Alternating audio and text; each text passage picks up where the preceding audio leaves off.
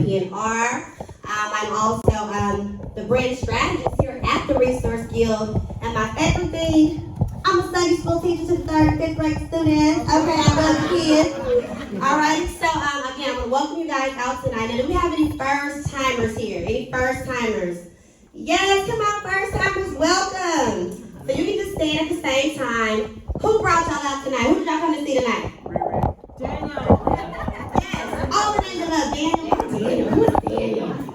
Shout out to Mr. Dickey. But I want to welcome you guys. I want to tell you a little bit about the things that are going on with our agency. So one of our clients is called In the Trenches.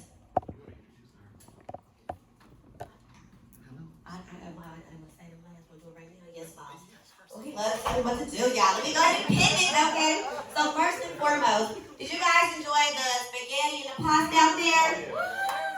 So shout out to Mr. Daniel Dickey, who did the delicious Alfredo pesto chicken and shrimp situation. He did that, make some noise. And then the ground chicken, the ground turkey spaghetti. It was me, make some noise. Yeah, okay. And then our delicious desserts. Anybody have some of the desserts? Yeah. Woo, why did desserts busting, y'all? That was busting, right? I see y'all eating them now. She's shaking her head. It was delicious. I've had about 2. I'm trying to chill out, right? But I want y'all to have her to come to the stage. So make some noise right now for Miss Tracy. And this is how I know Tracy. My best friend, introduced me to her a few years ago. She made about 3 of my last birthday cakes because she is amazeballs. So please, Miss Queen Tracy, tell us a little bit about Sugary Dozen, how we can find, buy, all of this stuff. Okay, awesome. Hi, I am Chef Tracy, and Sugary Dozen originated with my mom and my dad. My mom used to bake for my dad, who was a longshoreman, and he actually sold the desserts as a longshoreman for extra money. It is 12 a dozen because I am the youngest out of 12 children. And so every birthday, we all had our specialty desserts, and I went back to culinary school, and the desserts we were tasting originated right from my mother. All of the celebrations we had in my life. Yeah, right here. So I went to culinary school to bake the things I grew up eating my entire life. Okay. How can you find us? We have a dessert truck. It is Sugar Mama. We are all around the city. You can go to our website, sugarydozen.com. Specifically what I'm looking for right now. You said Sugar Mama? Sugar Mama. Sugar Mama will pull up to your events and make it fabulous. For adults, for children, it does not matter. We do weddings, birthdays, baby showers. We go in and we want everyone to feel special when they come to our truck or visit our business. We are in a shared kitchen, but we cater for your event. So tonight you are experiencing the Sweet Escape table, and you can go online and just order the desserts. I usually suggest your favorite desserts because if you're the honoree, they should eat what you like. Okay. Oh, come on now. And we have homemade desserts just for you, and we want every guest and yourself to feel very special. So thank you. She has been rocking with me for a long time. A very long time. So thank you for inviting me. It is a pleasure to give back. It's a pleasure to be here and have a sweet moment. Thank you. Round for Tracy. So sweet moment. Follow them on all things social media at Sugary Dozen. Okay? So if you know how to spell, it's on her shirt. Okay, there you go. Alright, so thank you so much, Tracy. I appreciate you. So in addition to at the Black Media Mixer, we always like to have a Black sponsored food vendor and a Black sponsored alcohol. In this case, we have some of the Black sponsored desserts, but the Black sponsored alcohol. So who got some of those, that little libation situation?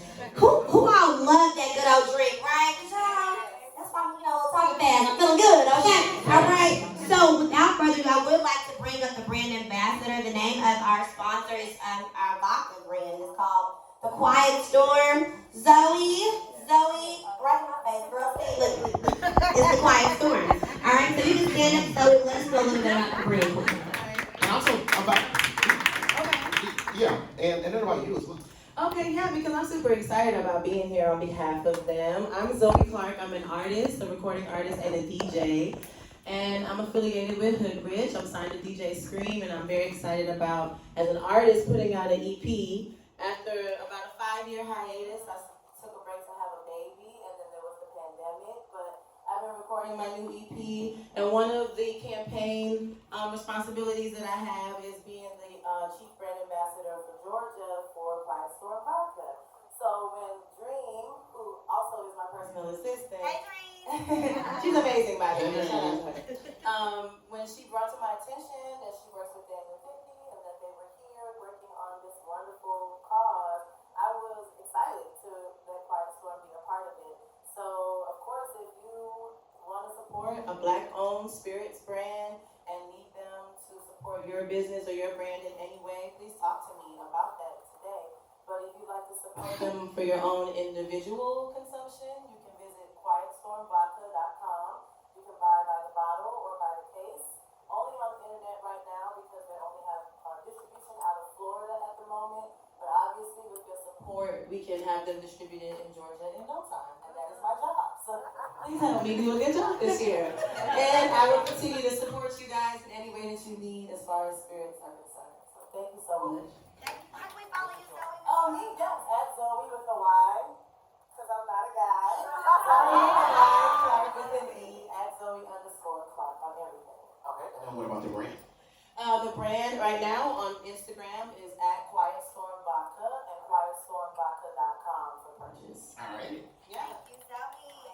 All right, make some round of applause for Zoe. So shout out to Sugary Dozen, shout out to the Quiet Storm, shout out to the TRG providing the meals for your tummy. Yes, so we appreciate you all coming tonight. And again, if you want to stay into what all things going on with the Resource Guild, you can go follow us on the website or go to our website, theresourceguild.com. You can follow us on Instagram at resourceguild.com and on Facebook, theresourceguild.com. Thank you so much. It's your world, Daniel. No problem. Oh, now to have an entrance? Yeah. Okay, yeah. Or our regular run-up show as every time. Yeah, what he said. So this coming Sunday, July the 30th, so we have a client called In the Trenches. And what we're doing on Sunday, July 30th, from 12 p.m. to 4 p.m. is our In the Trenches Community Impact Game Day. So what we're going to have is local nonprofits and community stakeholders. They're going to compete in NFL-style combine drills. So we're doing like the 40-yard dash. We're doing the red zone flag football. We're doing football trivia. We're doing the field goal kick. And one of the best things about, the good things about this event is that the winning nonprofit will win a $500 contribution to their nonprofit organization. So we don't play with it. Like the right hand. Yeah. Okay, so we would love for you guys to definitely come out. We got food vendors, we got free snow cones, we got like a DJ, we got some amazing hosts that are going to be holding the thing down. So it's going to be a lot of fun. Like who are those hosts? So the hosts, we got 3 hosts. We got Marcel Bowie. He works for NBA TNT. We have Simone, who works for 94 The Game, 94.9 The Game, and HBCU. 92.9 The Game. That, yes. Yeah. No, it's the call numbers. And HBCU. Shout out to Quiet Storm Vodka. It's an HBCU game day. And she is an HBCU game day. And then, I'm not listening to you. And then Christina, who also does the Power Pod show with us on WSB Radio. So, definitely influencers and subject experts in their field. So those are going to be our hosts. I want to say, and they're also doing different testing, right? So we're going to have HIV testing, STD testing, blood glucose, diabetes testing, yes, blood pressure, all of that, because again, it's community impact, so we want to touch every angle that we can. So it's a free event. There has to be no points, except when you want to drink, but don't get like me, okay? So, but no, we definitely want you guys to come out. We already sent out emails if you guys are interested. I'll be in your DMs tomorrow to make sure you come out. Also, what else we got popping? The Collective. The Collective. So do we have any like day traders in here by chance and stuff? Okay, and stocks and interested in things like that, right? So we're working with a group of distinguished Black intelligent men. They're called The Collective. And they're going to do a 3-day takeover. It's going to be from August the 24th through the 26th. And we're going to do a little bit of day trading. We're going to do a little bit of brunching with bosses. And then, because the Resource Guild, we like to bring the vibe. So we're going to have this epic pool party with DJ Mars. Okay, that's Usher's DJ, just in case you didn't know. We're looking, Lance Gross has shown his interest in coming out and popping out, okay? And, we're just going to have a good old joyous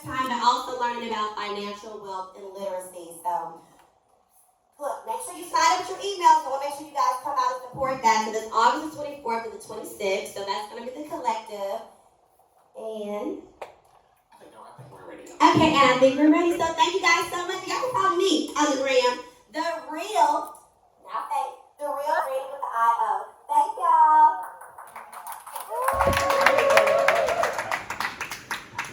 Put your hands together one more time if you can. Okay, so put your hands together for yourselves. Right. So I said put the hands together for yourself. You guys, was that like a little self-esteem room? Because yes, like yes.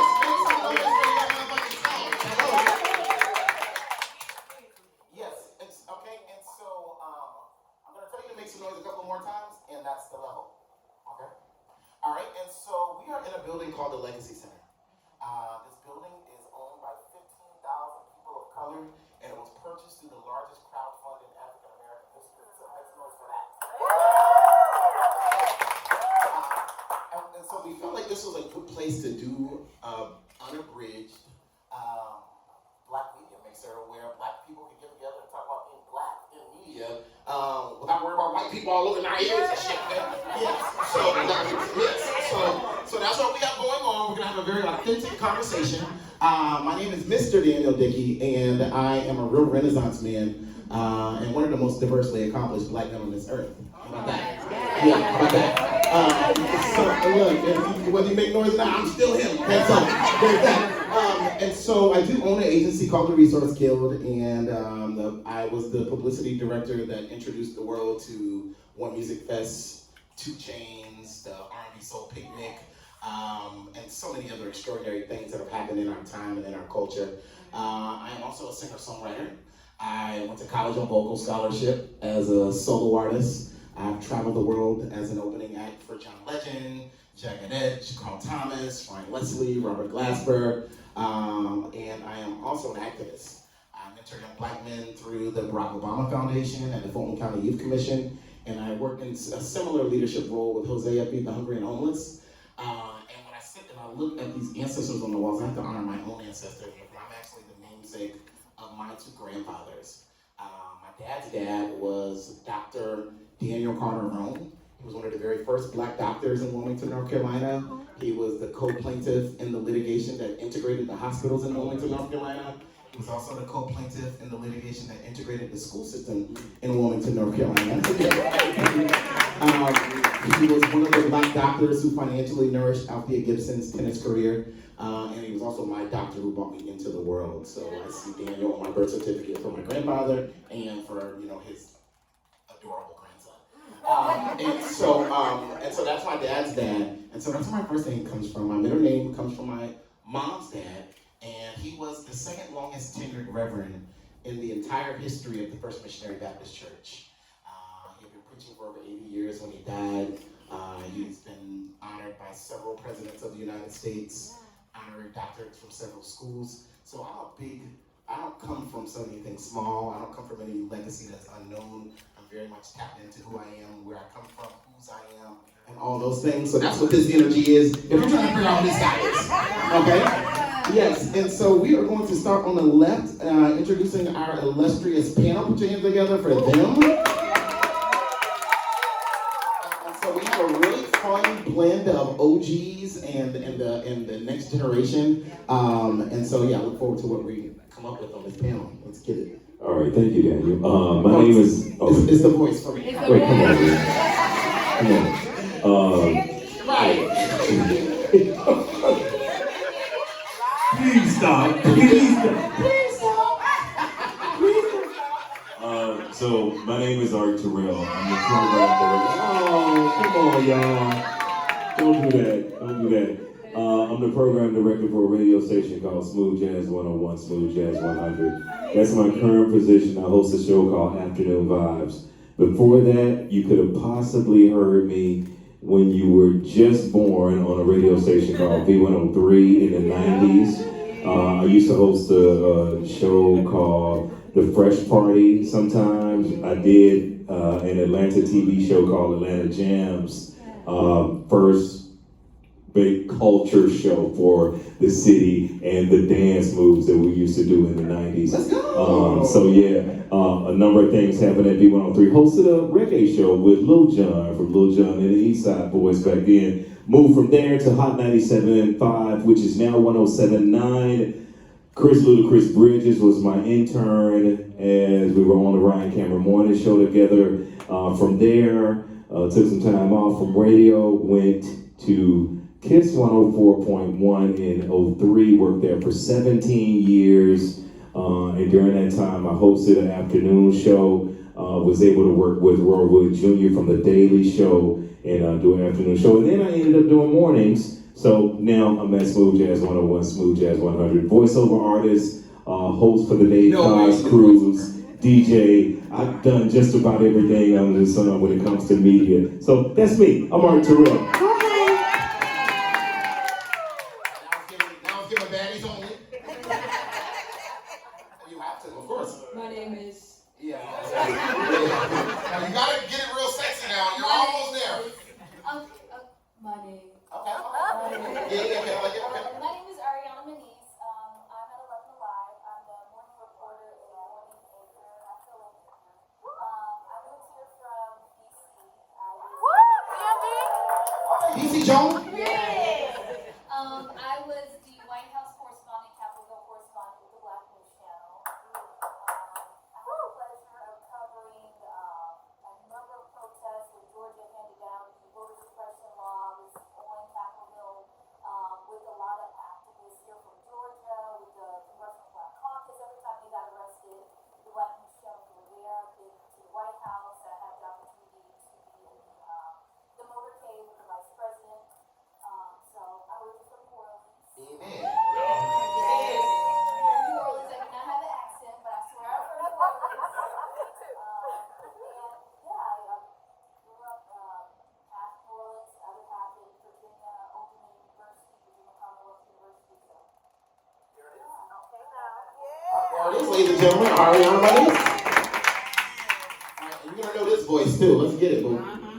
Hey, it's Stephanie Stallworth, ATL traffic lady. On People Station B103 and Star 94. Also on News and Talk Representing WAOK. And also. Nope. The month before last. Yeah. Yeah, Sports Radio 92.9 again. So I'm doing that 6 years now here. I'm sharing with us like this month, my 35th year as On Earth. Got it. Congratulations. So I've been doing it for a long time. My first job was in televised shopping at QVC, worked there, and then I ended up getting into radio and filling in from Philly originally, and I did a little sleep, and then got into traffic in Philly. And then they opened a new traffic place in DC, so I started doing DC radio traffic, so I did DC TV traffic, DC TV traffic, like DC TV weather, and then I ended up on to coming down here to Atlanta and the Weather Channel and did some stuff with their radio network for a couple of years. Well, I came back. I just got back in 2014, and since then, just been coming in. 9 years ago. We went through occupation, pandemic. I didn't even remove the word just. You ain't just nothing. It's the pandemic those years. I can't even. Oh, okay, got it. It was a blur. Got it. Now I know my buckets. Got it. But anyway, so I'm here and enjoying Atlanta, and just happy to be on board. What's happening here today? I go by Mike B on WSB-TV, Channel 2 Action News, and WSB Radio. I'm Mike Boozer. I am like Art Terrell. I'm all things Atlanta, born, bred, raised, everything. I'm on a podcast with Randi O, and she acts like that for real. But we started this podcast 2018, Black Educated and Broke. At this point, we are Black Educated and Broke, but not for long. Okay. We've interviewed some of the greats from Mr. Daniel Dickey to Myra J., formerly of the Tom Joyner Morning Show, longtime comedian. I've been on a couple of stations with the same network, being as a traffic or just filling in with the guests. KISS 104.1, I used to do afternoon drive with Moni Love as her traffic reporter. a few days out the week. Currently, we have a radio show out of Athens, Cox Media, WGAU, and then we also are contributors on a new talk show on WSB called The Nightcap with Jared Yamamoto. So just keeping busy. I'm 15 years educator as of January this year. I'm going back into the school system next week. Wish me luck. Yeah, like I said, all things ATL. All things, just glad to be here. All right, so let's get this panel started. You guys ready for that? Yeah. All right, so first question. What made you decide that you wanted to make your career in media? I go first. Nope. Okay, go first. Somebody over here, or someone other than y'all. Growing up, I was always a nosy girl. Oh, my bad. I was always nosy growing up. I always wanted to tea. I was always in grown folks' business. So, and I always had to give it a gap. So it was like automatic that I was going to do something in media. But living in New Orleans during Hurricane Katrina, we watched the news so much. And it was really like the only window or way we saw what was happening on the ground when we were in New Orleans. So I just got so connected to, what those people were doing. And then also you saw a lot of reporters just drop into New Orleans. They were calling us refugees. And that's not the definition of a refugee. The biggest facts. Exactly right. So when it was These crackers gonna crack. So when it was time for me to declare a major, I just automatically knew I wanted to do something in communications and news. And I always say, when I cover a story, I'm going to put myself in that person's shoes. And I always go back to my situation. When I was, a refugee, I wanted to make sure I'm telling that person's story that connected with them. And one of the reasons why I kind of gravitated more towards politics because unfortunately, I have a lot of friends. They would say, who should I vote for every time it's time for an election? They were not paying attention to what was happening in politics. Because unfortunately, we think that politics is complicated, but it's not. So my role at the Black News Channel, I wanted to make it as easy as possible to understand. And our role with that network was to cover issues that Black people really needed to know about and what we should care about. So that was just, and seeing a younger Black person, I think kind of helped people realize that it's not hard to understand politics. This is why you need to understand and realize, it's very cliche, but elections do have consequences. So if you're not paying attention on the local level, that's why we have a conservative Supreme Court. We're seeing these rulings come down because people were not voting on every single level. So it's kind of how it goes. Okay, all right. All right, and then come back. You said ladies first. Of course, bad first. Okay, well, I always, I grew up in Philly, so it was at that time the fourth largest broadcast market. But at that point, so I was always able to see really seasoned professionals doing their job. And watching that, I said, I want to do what they do. And so just kind of thinking about what can I do? I don't want to be a reporter or anything. Really quite silly. I think back when I was a child, there were moms or whatever in South Philly. And I was worried for some reason as a little girl that, well, if I go record as an anchor about these mob hits and something, they're going to come after me. So I don't want to do the news. I'm going to do something else. I'm a young girl. Traffic is the safest way to broadcast. Okay? Everybody want to know if it's cranked up on I-10. Okay? I can't help you with that. But I will live. Okay? A good long life. So I just knew I wanted to do something there. So I ended up going to do radio, TV, journalism, trying to figure out what exactly was I going to do. I'm not really the hard news person. I'm not really the one who does that. I'm more the one that connects with people in a way that makes everyone feel good and we try to connect with People feel good when they hear about the traffic, Stephanie, respectfully. I don't know if you're making people feel good. I mean, it's not like you dropping an inspirational vitamin or anything. Yeah. Well, not necessarily. Maybe I'll take 285. Just out on 20. Yeah, well, I guess maybe not in the traffic world. In other venues. Oh, okay, got it. So you can give us some inspiration today, okay? Give us something to feel good. Okay, got it. We'll be better going home. Okay, got it. But, yeah, so I knew I was going to do something in broadcasting, and I really wanted to run a network. And so, in the maybe about 80-something, maybe almost 90, Just now. Yeah. Just Okay, got it. Just now on the 87. Got it. It's all over. I know. Maybe someone wasn't born yet.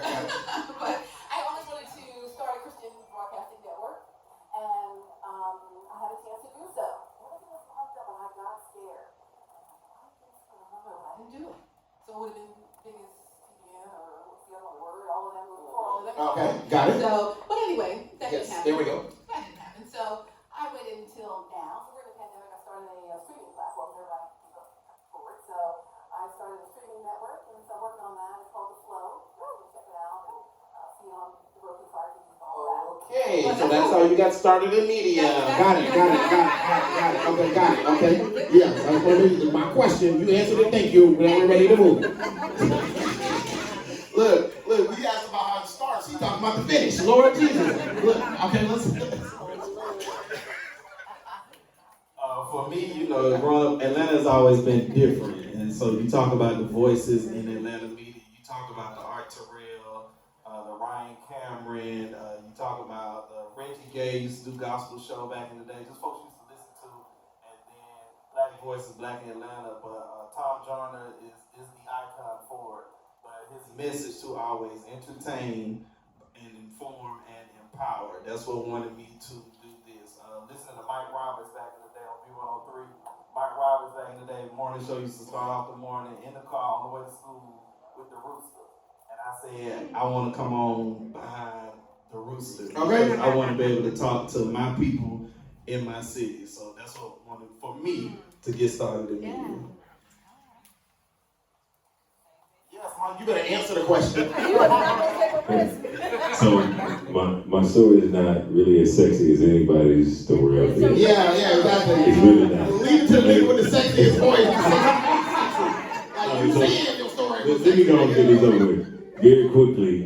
It's really a long story, but I'm gonna make it as short as possible. Yes. So I'm an Atlanta public school kid, like Boo said. We listened to Mike Roberts in the morning. That was our thing. I went to Dream Jamboree, Atlanta Public Schools thing. It's a college and job fair. When I was in the 9th grade at Mays, I was DJing when I was at Southwest Middle School in Southwest Atlanta, and we had a little group called the Sound Masters. We would charge $60 a party. Oh, y'all get to them straight up $60, and you can have us all night. But the records were $4 a piece. Okay. So after you split $60 three ways, you got $20 a piece, and you got about $4 records. Not a good thing. We was like, let's go to the radio station, see if we can get an internship and get free records. He said, when we went to Dream Jamboree, this was the assistant program director for B103 back then, Ray Boyd, who was eventually my mentor. Look, you're too young. Call me when you're a junior in high school. Okay, fast forward, junior in high school. Made the call to Ray. He was like, I remember you. Come talk to me. I would like to give you an internship. Boom. I get the internship. I'm there. Mike Roberts goes, hey, you got a great voice. You should think about getting into radio. Hires me my freshman year in college. And I've been in radio ever since. Yes! Art, you better answer the question, Art.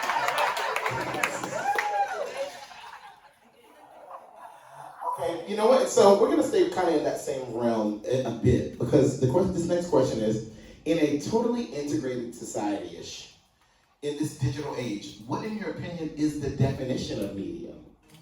And to add further context to that, what is your definition of media, and is it the ownership or is it the target audience? Anybody can go first this time.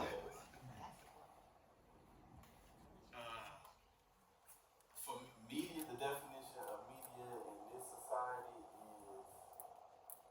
is it's an open space. It's an open space for everybody. You get information, you share information, you connect with people, and I think nowadays it's about the target audience.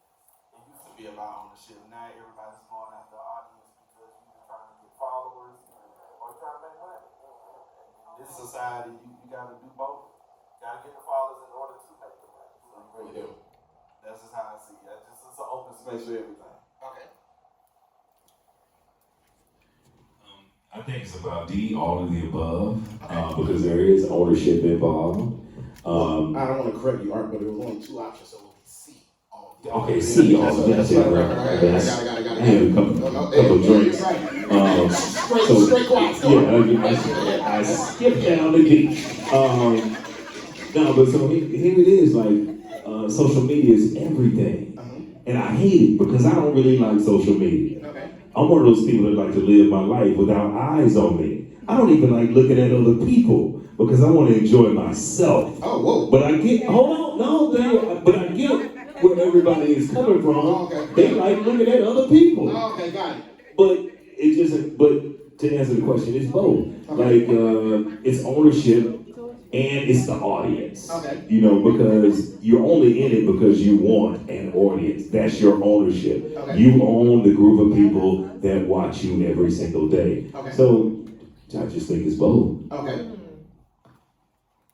I would say media, I would see more so as an outlet for information and expression, and I would say it's more so about the audience, because every day at editorial meetings, we're thinking about, how does this speak to our viewership? Will our target audience like this? We're always having research meetings about our target audience, which is why I feel like so much. Okay, thanks. You want to get on this one? For me, media, I'm looking at it the same way they look at it, but slightly differently only in that, I guess in the major media, I'd say it's target audience.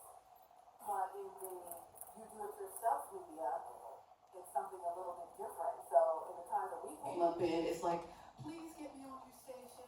I hope I get a chance. Whereas now, you don't need someone's station always to create your own space. And so because of that, I think it's about ownership. A lot of people are starting their own things. And so you see all these podcasts that pop up, all these people with all kinds of content out there. And they're getting their audience the way that they need to in their own space. So I think I agree with the media for the major broadcast outlets, but this whole new thing, I think, is ownership. Gotcha. You better answer that question. Yes. Okay, Stephanie. Finally, I answered the question. Stephanie. All right, you know what? So I was going to ask another question there, but you know what? Something you just said inspired me. All right, so in your opinions, what Black media companies are making the biggest technological advancements in media?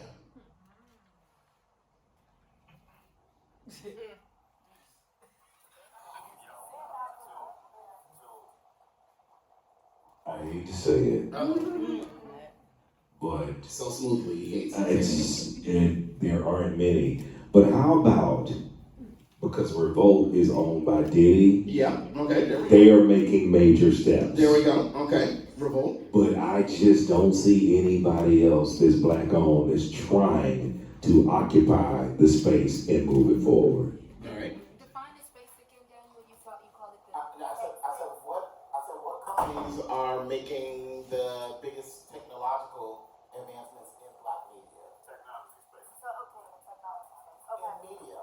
But technology. Yeah. Okay. Yeah. So, Art, Revolt TV, anyone else? I would say the shade room. Oh.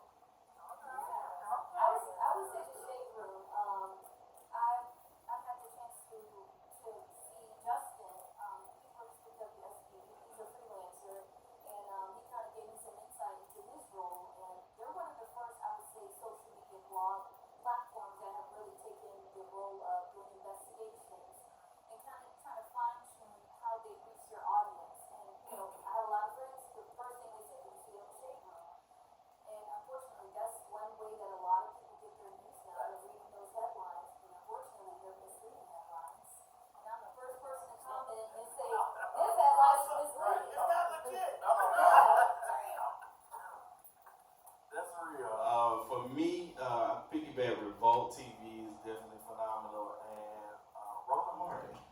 Roland Martin has left the world of where he was a radio and TV contributor, and he started his own platform, Black Star Network. It streams on MultiMediaMaven.com now, which is formerly Twitter. He streams on Facebook, he streams on YouTube, and now he has his own streaming. I believe you can pick it up on like Roku and stuff. So Roland Martin himself to be a very small black company, because it's not many, unfortunately, it's not many.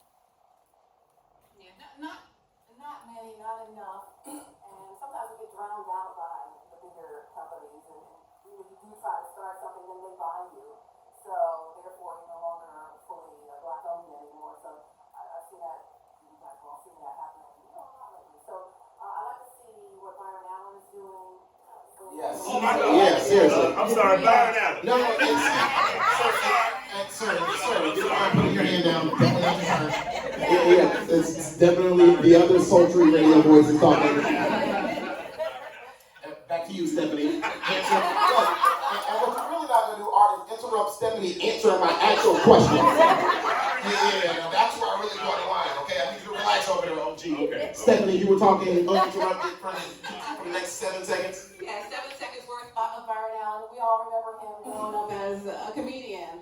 And now we look at him and where he is now, how he navigated that space and turned it into something really big and amazing.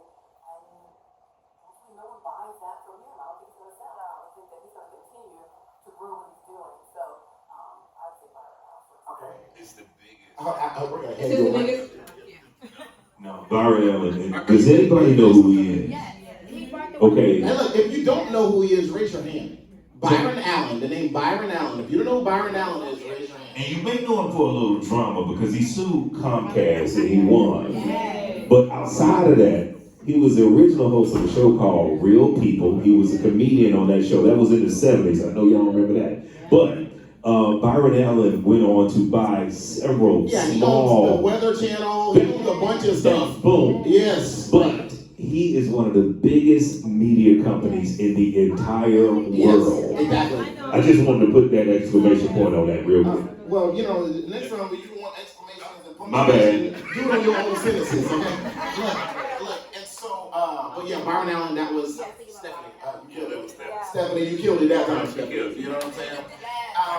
Yeah, and so some other platforms and things that I think that are making some really cool technological strides in media, I would have to say Butter ATL would be one of those. You guys are you familiar with Butter ATL? No. So these things that we're talking about, hopefully you guys have your phones and you're doing that. But Butter ATL has grown to be one of the top lifestyle media platforms in the city, and they're in a space now where they're doing official partnerships with South by Southwest and all the A3C, the Gathering Spot, and all these different entities to be their media dispensary for content, and they're actually doing events and stuff like that as well. Another one that I would say is making some significant technological strides, in my opinion. I would have to say what Isaac Hayes is doing at Fanbase. And Art, yes. Yeah, and so, yes, and so guys, raise your hand if you're familiar with Fanbase. Yes. Okay, most people are not familiar with Fanbase, and Fanbase is it's just imagine if some black people got together and built something that was a hybrid of Clubhouse and Instagram. That's what Fanbase is, and the caveat and the cool element about it is you monetize everything that's happening on your page. So if you get a like, you get paid for likes, you get paid for loves, you get paid for everything that happens on the platform. And I think that in itself was a big deal, and it really got a major boost during the Super Bowl last year when the West Coast performance happened, and they, for whatever reason, Instagram blocked Snoop Dogg from going live during everything that was going on, and he essentially took all of his following over to Fanbase.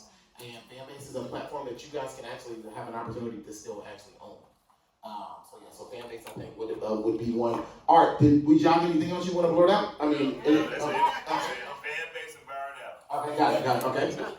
All right, and so my next question.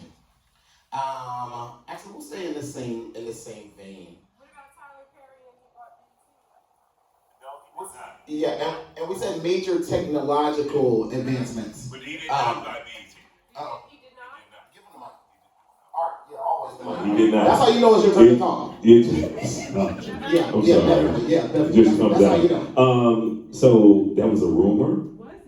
He is negotiating and trying, but may or may not sell. So Okay.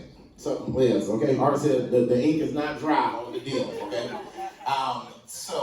But thank you for blurting out erroneous information, whoever that was back there, now on the panel. All right, and so, my next question is, this is always a cool one to ask, especially when we have these generational bridging panels. Do you think that society is moving away from allowing the freedom of individuality? And how has cancel culture affected your work?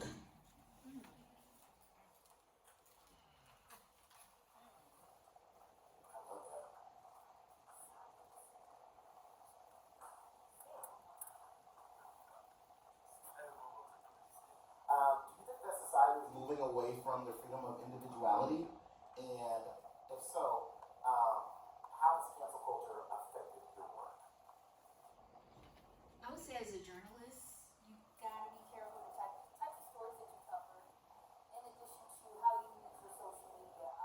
There is this platform among the news people called WSB Live, and it's operated by this white man who is a former news director. And if you as a journalist post something that he feels a news person should not post, he'll be quick to blast you, call you out, make you feel like you ain't shit.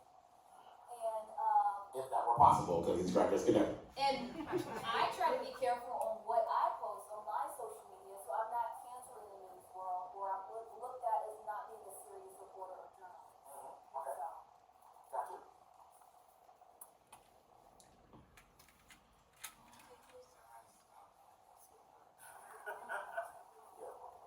Yeah, I think society is driving a lot of people, whether you're in media or not, to move away from being an individual, because people are afraid of cancel culture, in my opinion.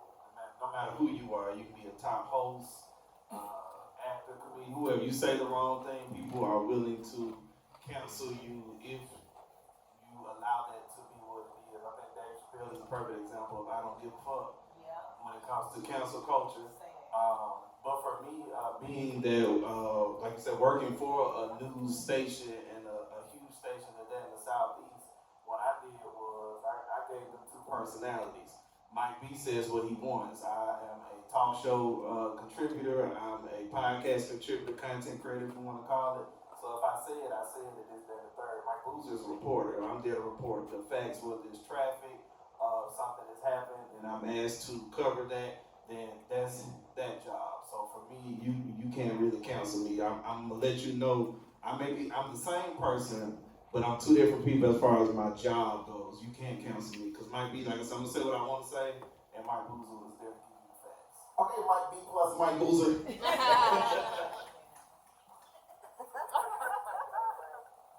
Anybody else get in on this one? Mike said it all.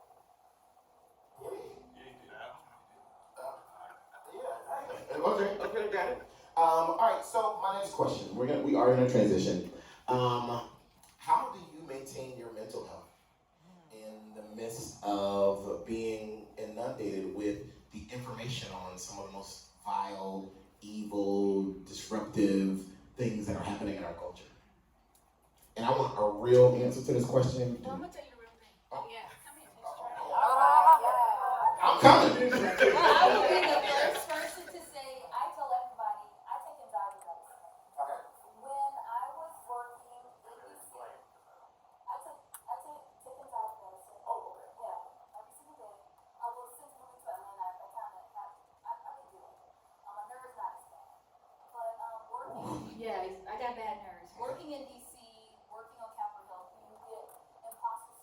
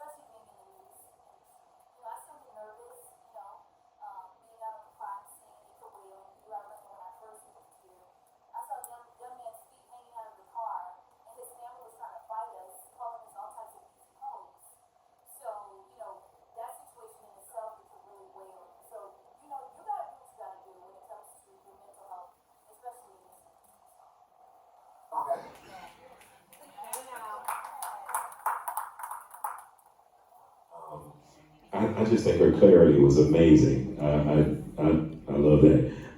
So, and mine is kind of simple. I've been in this business for a very long time, and I've always found joy in being around people that I love. Yes. That's what keeps me grounded. When it gets crazy in the office, I know I got a group of friends I can go to. They will probably make me take a shot of tequila and be like, forget that shit. You are Art Terrell. You are above that. And then, you know, I was blessed with a daughter 11 years ago. So when I go home and I see her face, that keeps me going. And I've also been blessed to work for an amazing African-American owned company that's a much smaller company that I know the owner and I can call him anytime. I know, you know, my boss, the vice president, and I can call him anytime if there's any issues, and they always say, yes, it's okay. So that makes a difference in my life. Okay. I think that I'm a little like you in a way, Ariana, and just trying to deal with not necessarily just things on the job, just things in life. Sometimes things get to be hard, and so you have to sometimes seek some help or talk to somebody or all of that. And in our community, we don't do it enough, or we don't just pray to do it. You know, I'm a good Christian, and I believe that too. But I also believe you need to also do whatever else it takes. If your arm is broken, You go take a look at They it. without words, Sure. okay? Right. But you gotta do something about it. so I go and do something about it. I go see somebody or get some help or maybe some medicine if I feel a certain way. Some days I want to get out of bed. Some days I want to get out of bed. Can you ever get something to me? Just like my mom last year. Even throughout the careers, it's like I stay away from the hard news stuff. You avoided mobs. Yeah, the mob bosses. I was on the scene of that, the manhunt where they finally captured and killed the guy, Clayton County last Sunday. And I wasn't there to cover anything. I was just in the area. Oh, you just outside. Like, let's, okay, got it. I was There's a crime scene around the street. Okay, got it. And I saw the chopper and all that stuff. So maybe Let me this is find where out. the Did you guy- follow the chopper? I just walked out there. I was standing out there. The room was closed. I said, well, let me see. And so I ended up talking to Somebody from your station and somebody from 11, the reporters, and I just had to ask one of us, even the Botox, like, you guys see this all the time, every day. I like what you were saying. I don't know if I could do this every day. How could it affect you? You're talking about these things all the time. We just see it as a quick few minutes on the newscast and then we keep it moving. But you guys have to do it day after day or night after night. And I just wonder how you're able to handle that. So I know that I stay away from that kind of thing if I can, and even just being there for a few minutes, like, I don't really think this is my space.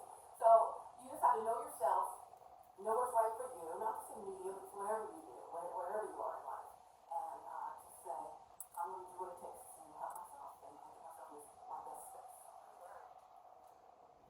That's it. I am the friend that'll tell you to take a shot of tequila. That's it. But they hit it on the head. But for me, the police brutality and the riots were a lot in 2020, and so it's groups out there. You find them, and they're available. National Association of Black Journalists. A group of us just started a group on Twitter at the time, and a lot of us keep in touch because we go to the conferences, this, that, and the third. But it turned into a Zoom call where we would just talk. Somebody might pray. Somebody might need to cry, just because you see so much, especially our reporters who are out there day in and day out, especially with the stories and stuff now. But sometimes, as much as we love social media, turn it off. You gotta turn it off. My son is way younger than Art's daughter. My son is just one. So for the past year, that's been my joy. I go home. I know how to, once I leave that studio, it's no more news, it's no more traffic, no more contributing to what the show we talking about.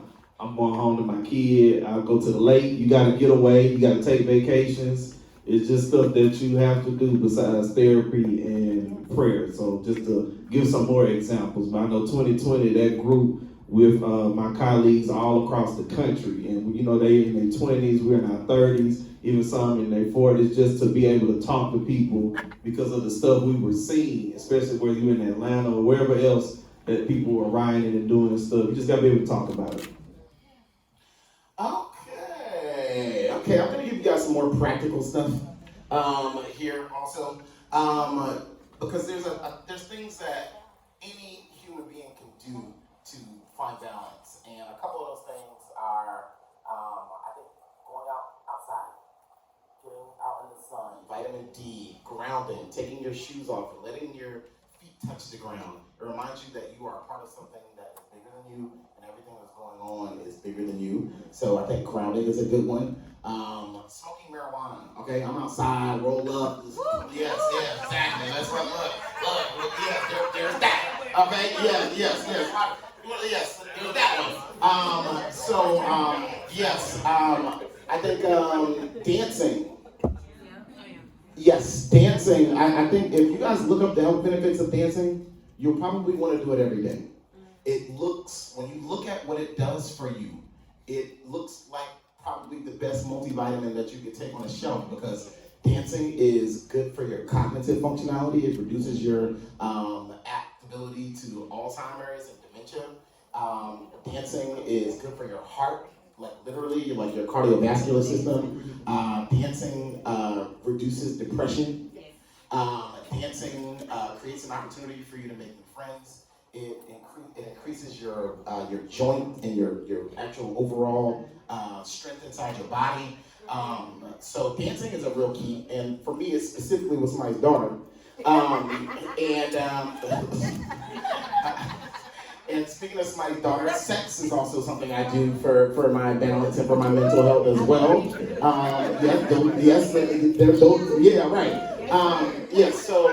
So grounding, smoking marijuana, dancing with somebody's daughter, sex. And then another thing for me that I find is very helpful is I say what I need to say to who I need to say it to. Okay? I don't walk around with a bunch of regrets. I'm not thinking, I wish I would have told them this or none of that. If you got me fucked up, me and you gonna talk about how that happened. You know what I'm saying? If you got me boosted up, we gonna talk about how you got me boosted up, because there's balance. Like, I think nowadays people can always tell you what's wrong, but they can't open their mouth to tell you what's right. You know what I mean? It's like, our agency at this point will be 10 years old in September. And in those 10 years, y'all can make some noise if y'all want. But 10 years old in September. At this point, we've worked with Ferrari, Maserati, Miller Coors, Hennessy, a lot of the biggest brands. We've also launched some of the coolest, smallest businesses, but we've never solicited business. We've never done an RFP. We've never done an ad. It's always from a gated community, word of mouth. So I understand that people speak well of me when I'm not around, because I don't be knowing these people until they fill out my questionnaire to be one of my clients. And so those same people, if they got me fucked up, we gonna talk, okay? And if they got me blessed up, we're gonna talk. And I think that in itself will make you have so many less regrets and so many more moments of your life. And then the last one I would say is I actually have a really focused demeanor around being present where I actually am. Okay? Like right now, I'm at the Legacy Center for the Black Media Mixer. I'm gonna be here until 10 o'clock. It's nothing that I can do about nothing happening anywhere else in the world, for real. So I don't need to be thinking about tomorrow. I don't need to be thinking about what I'm doing in the morning. I don't need to be doing that, because when you do that, you guys can make it sound admirable, even though it's a fool's errand. You guys can make that sound admirable, but what will happen is joy will never be where you are, because you're never where you are. Yeah, and so, okay. So those are my answers to that question. All right, and so my next question, we're gonna kind of stay in this realm a bit. And the question is, what are you most passionate about in your life outside of your work? And do you make time for those things? I will interrupt you, so please don't tell me about how work is what you're passionate about. It's not gonna go. I would say I'm most passionate about my family. Okay. Work, it's a lot of stuff that goes on there, but and I love what I do. Well, we're not asking about that at all. But I'm saying the most important thing to me, the most important thing to me is my family, making sure that my daughter has a smile on her face, making sure that she knows that she's important, making sure she knows she's valuable, making sure my wife is happy because she makes me happy. And just to piggyback on what you said, about being in a particular place and just kind of dealing with stress. If you're in a relationship, just very, very quickly, make sure it's somebody that makes you happy. Don't date anybody or have a relationship with somebody that brings you down. Date somebody that brings you up, that puts a smile on your face. If you see them and when you walk in the room and you're smiling, you might have the right one if they got a little money in their pocket.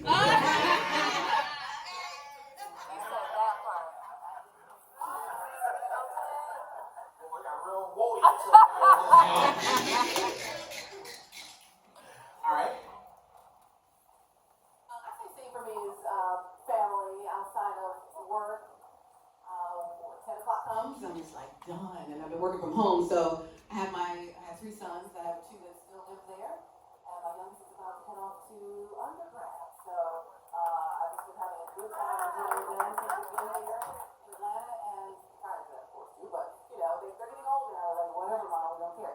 So I guess I'll be finding some other places of joy as they begin to get into their adulthood. They're still my source of joy, but they don't want mom all over them. So they'll still be my source, but I won't be all. The boys don't, the guys don't like that. So I have to figure this out in about a week and a half. Okay, what do I do now? How do I address these young men, the big young men? So anyway, but family for me is that, and I live away from home, so I miss a lot of my regular host staff, my father, my sisters, and everybody. So I get home when I can, but we talk and we FaceTime, and the pandemic, we're able to see each other because they're shut down. Okay. So we're doing as much as we can now. Okay. The family is it for me. That's it, family, man. All right, stop. I can't do it. No, time out. Yeah, I can't do it. Let's stop. Okay. All right, can we go back to Art? We're gonna start this all over again. Yeah, definitely. I'm passionate about Beyonce. Okay. Beyonce, I did 6 Beyonce concerts. Okay. In the premium Beehive. Okay. I'm a proud plant mother. I have 14 plants. Yes, there we go. Yes, there we go. I love all my kids. I move apartments just so they can have more sunlight. I like it. And I love my friends, my 3 peeps over there. They keep me grounded. Keep the tequila flowing. Yes, tequila flowing. No wine, and I'm passionate about sleep because I wake up at 2:30 a.m. every day. So I'm a sleepy queen. Okay. All right, pass it back to Art. Damn, I gotta do this again. Yeah. No, I really am. Time out, Art. Wait a minute, I really am. Wait a minute, that was my baby. Art. My baby girls. Art, respectfully. It's beautiful. It's my turn. Okay. So, when Art says, you know what, I'm over everything that's happening at work, and I'm essentially basically over everything that's happening at home, where does Art go?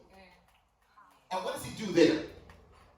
Is there a cigar lounge? Hell yeah! Cigar lounge. lounge. I need you Wait a to minute, get so here. you just hit the spot. Family. Come on, son.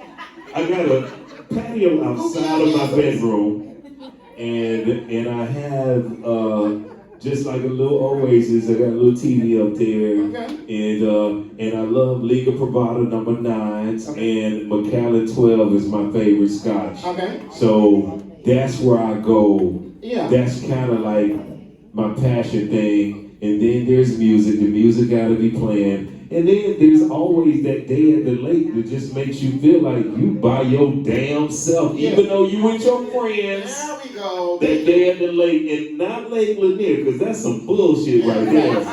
You need to go to Lake Altoona where you get peace. Yeah. I'm just saying, that's it. All right. Thank you, Art, for finally answering the question. All right, now Stephanie, we're going to spin the block about you too. Because everybody's got a family, respectfully. So if you're just like, you're not giving these people nothing that humanizes you. Hello? I have a big comfy couch that is my favorite place to sit. Okay. I rarely get to sit there because I'm always on the run. Okay. But at least once a week, I sit there on that Chase Lounge portion and I get my little heat thing for my back. And next thing I know, well, I'm not married or anything, so I gotta do what I gotta do. Gotta keep it hot? No, Stephanie. However you keep it hot, Stephanie. Okay. All right. So, And that's my favorite. all right. So, Stephanie. So, do you ever go out hanging out with your homegirls? That's the question. Not, no. Okay. All I right. don't. They don't live here, so when I do go out, I go to church and I have friends there. But no, I don't hang out unless I'm home. Okay. The last concert that you went to. Last concert. None. All right. Pass the All right. Only thing I watch everything in pandemic on TV, so that's what I do. I watch everything online. Okay. What are you watching on TV that you're loving these days? Are you a binger? I'm a binger, and what I'm so sad about is I don't know what everyone wants Severance or Severance that's out there on Apple TV. Oh God, I watch Severance. It is where people live a severed life. We talk about work and home. Yeah. At Severance, you have some chip in your head where you go into work and you go down to this level, and the chip activates. You don't remember anything of your Home life. You only know work. And then when you go back upstairs, you don't know anything that you do at work. You only know home. And somehow the I got some shall interns meet now there. But yeah. but so I do binge watch some stuff, and that's one of my favorites. But with the writer's strike, I don't think we're going to get a season 2 anytime soon. All right. But that's what I do in my comfy couch. So on TV, you're TV, you like watching some shows and stuff like that. Yeah, I do all the reality shows over here. Okay, got it. Go ratchet in there, got it. Yeah, I like all that ratchet stuff. Okay, all right. And when we're watching this ratchet stuff, is there a wine or a tequila like the young baddies are doing, or tell me what's happening? Sometimes, yeah, I need to do that. Okay, all right. Because, the heating pad's not enough. So. It can't never be enough. It could never. All right. Okay, got it. So rest and relaxation. Okay, got it. All right, you gave me a little bit more. Do you binge on some TV shows and stuff like that? I mean, seriously, y'all, everybody but my family to fucking death. All right, next one, Mike. Still my cousins, Tres Agaves, Cenote, Okay. Hiradura. Okay, My cousins. got it. I have them alive. Got it. A couple of cigars. Okay. I like to cook. I love cooking. Yes. I like to cook. Okay. That's my thing. Okay, I got don't it. watch TV until the sports. Football season on the way, so don't call me when I get off work on Saturday. Like, child questions, I'll holler at you. I'm going to watch football, and I'm going to drink, and I'm going to be drunk. Wait, we not just going to drink. Okay. We're not sipping. It's a means. There's these too. Okay, got it. All right. You guys glad I made them come back around? Because seriously, you know what he said. He says, Tres Agaves, Neho, get down. all right. So being black, we're transitioning. Being black, we typically talk about the challenges we face, but my personal mantra is something I call the Kim principle. It's my belief that if you are able to find a way to keep it moving forward positively and productively, no matter what comes your way in life, good things will always be on their way to you, because that's one of the only elements of control that we have in our lives. Is we are each one of us is curating our own karma, because we reap what we sow. We don't reap what we see. We reap what we sow. And if you're someone who is a blessing, then you should understand that blessings are always going to be on their way to you. And so with that being said, how has being black benefited you in your career?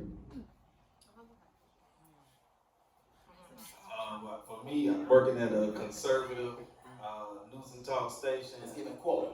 That right there. I can do myself.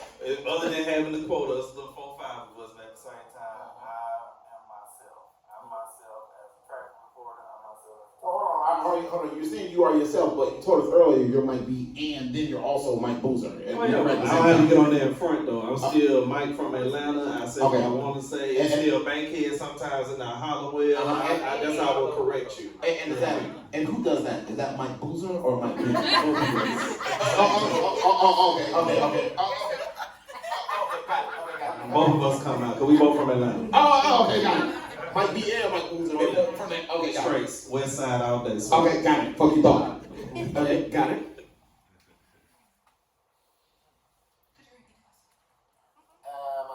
How has being black benefited you in your career in media? For me, it's benefited me, maybe not as much, it wouldn't happen as much now. When I started, there weren't many of us doing what we do. So I was the only black traffic reporter in town. I was only Black weathercaster in town, and I was a female especially. And so for me, it benefited me that way because they needed a quota, but it was also a good opportunity to stand out and be noticed. And so it helped me to rise a little faster, I think, just because you get more opportunities, the more people see you doing what you do, and there aren't many of you. It's not as prevalent now because we all have a chance now, pretty much, but that's what helped me. I Okay. would say the same thing they did. Television news, it's made, so they needed a black girl, so. Well, they needed a fine black girl for your dad. You need to hire because he was black, just black. It was black plus. Okay. They can bring Shrek out this motherfucker. But I would also say, when I was interviewing for jobs after Black News Channel, a lot of white news directors, they liked that I was a black girl that knew politics. So it was like, oh yeah, I get that one. So it was like the offers were lining up. So, I've learned to kind of give myself a little edge to set myself apart, not just be a black girl on TV, the smart black girl, not the politics edge. So, I like that. Applause, please, for Rarione. I think that was great. How has it benefited me? Well, so I work for the same company that Booze worked for.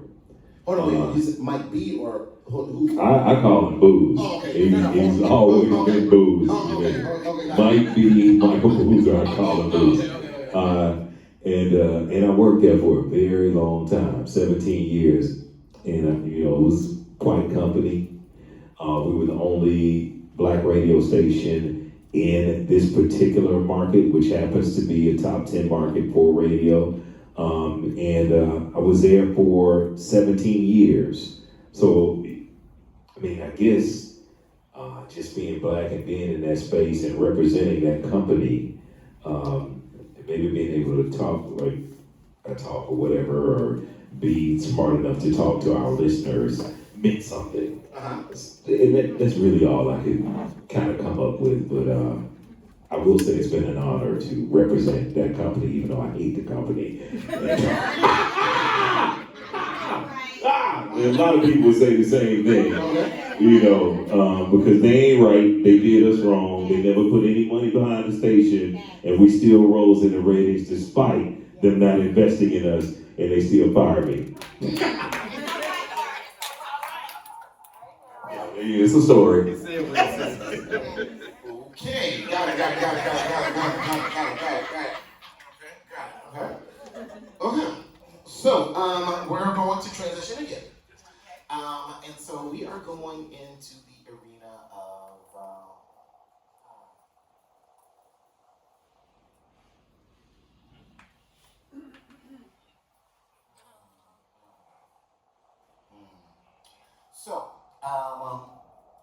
these are going to be two questions, and I'm not going to ask them at the same time. I'm going to do one and then the other. Actually, I'm going to go this way to segue into that. So, my first question is, why do you think that it's so difficult for Black people to have authentic, honest, real conversations with each other? Why do you think that that's a challenge?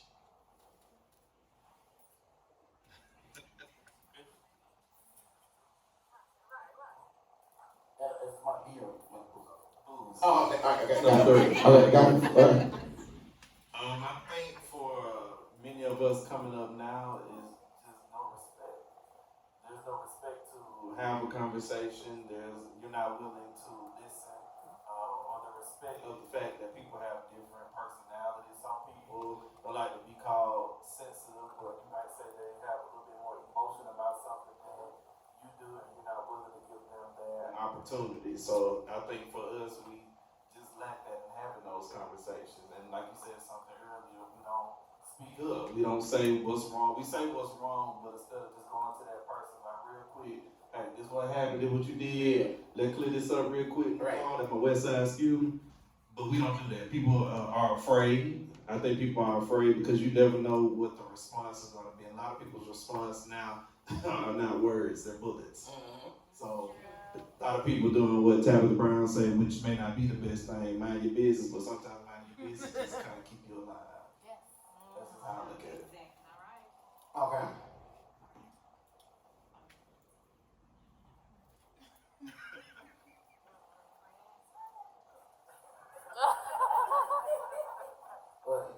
the panels don't even want to have authentic, real conversation. Look, Lord Jesus, look, that's why. I agree with what Bruce is saying about how it is today. Also, I think about even other generations above don't have authentic conversations. There's some things that maybe we weren't supposed to talk about. Don't say anything outside of our house. What goes on in here? So you couldn't let go with your friends or outside folks and say, "Oh, this is what I'm going through," or whatever. So you bottle it up. There's a lot of unaddressed trauma that continues for people, and they don't feel safe. You need a safe space to be able to talk about some of these things. I think that kind of limits people sometimes because they don't know who's safe.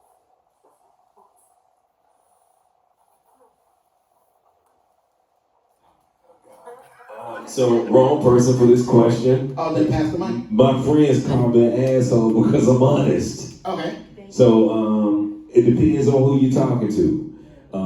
I always like to be fair. If I feel like you played something wrong, I will let you know.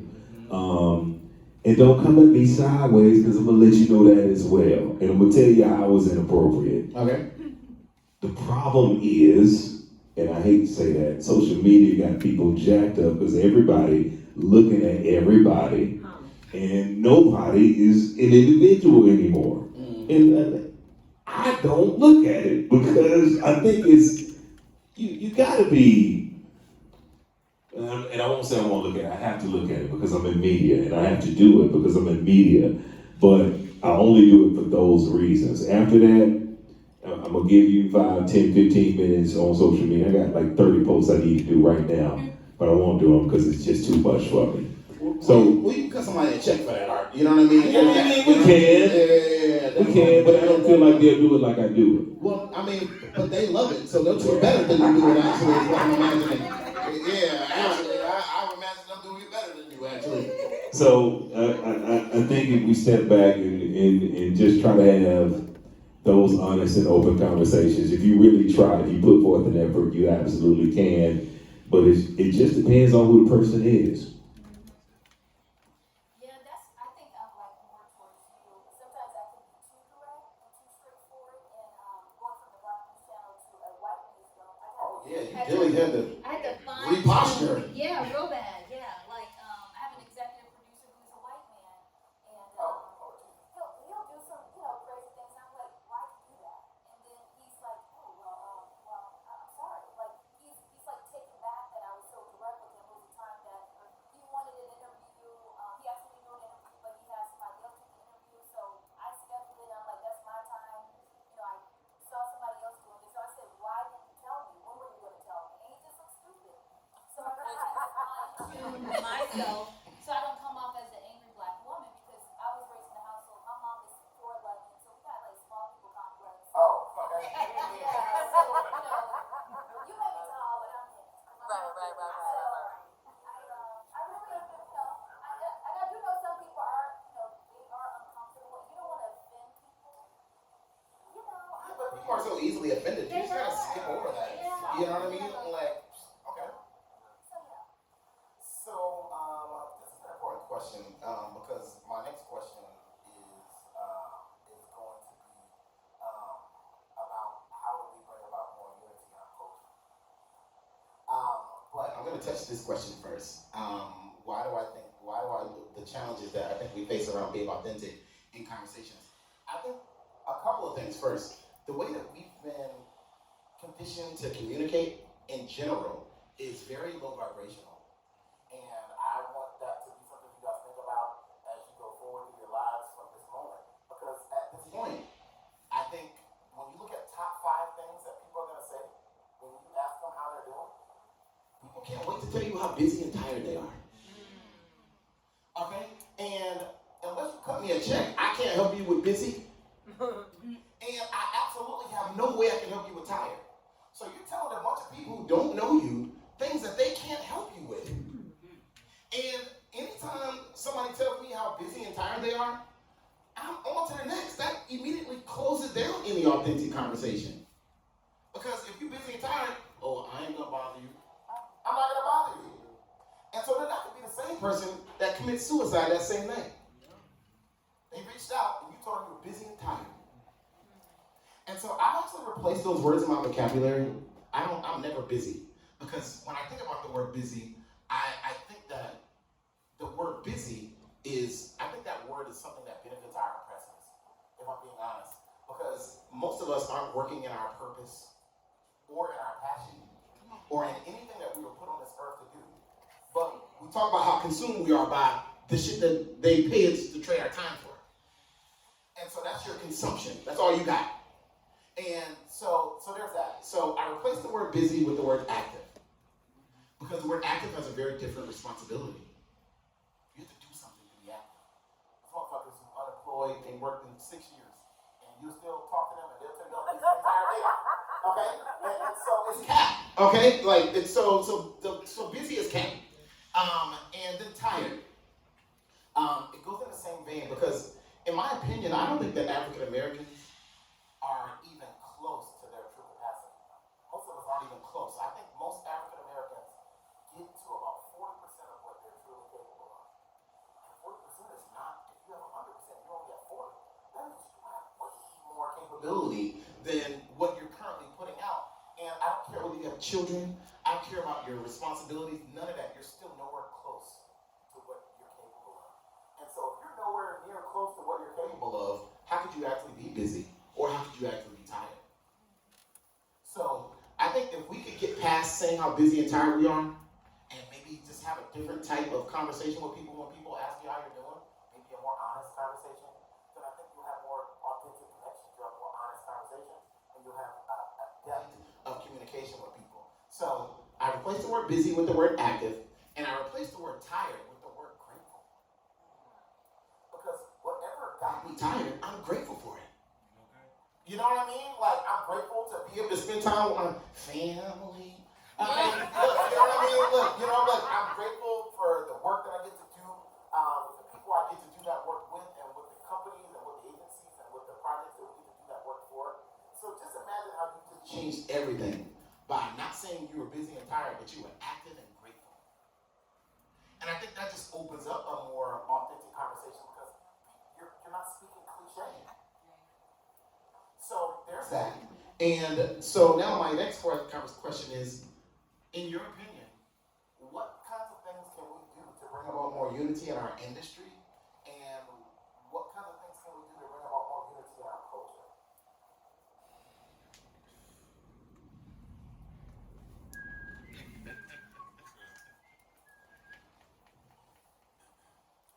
For the industry and the culture, we need more events like this. I've had for people who don't know you, I've had the pleasure of interviewing you with Randi on our podcast, and it's just being able to be straightforward about us. You do that, and there's a lot of people out there who don't have the courage to do it. So having more events like this, being able to bridge the generations, that's an OG I got to work with. Here's somebody I connected with. We do the exact same job, been knowing each other for the last few years, but that's our first time meeting in person. Oh, wow. So having more opportunities like this. Shout out to the radio. Having more opportunities like this for people to come out and continuing, just for you and everybody here and everybody in this room, continuing to be an individual, because once you lose your individuality, then it's over with. Like a lot of people that we see and we used to root for and we don't root for anymore. But I thank you for that, leading us to continue to be individuals and reaching that full capacity. Let's put it together for me. I agree with Booz about events like this because, like I said, I never met really any of you. I know who you are and interact on social media or whatever sometimes, or just hear you or see you, but I would have met you guys, not, right? So this is important for us in the industry, but also as a people because I don't know, but you don't know what kind of unique connections you're going to make here today. And then you'll spread the word about this event, and then more people will come, and then there'll be other events, other places. And so I think we've been so into our own spaces and people when we can speak. You want to... Yeah, it's all for the East Pass. Yeah. You ain't outside. You know what's happening outside, but you ain't out there. You tell you how to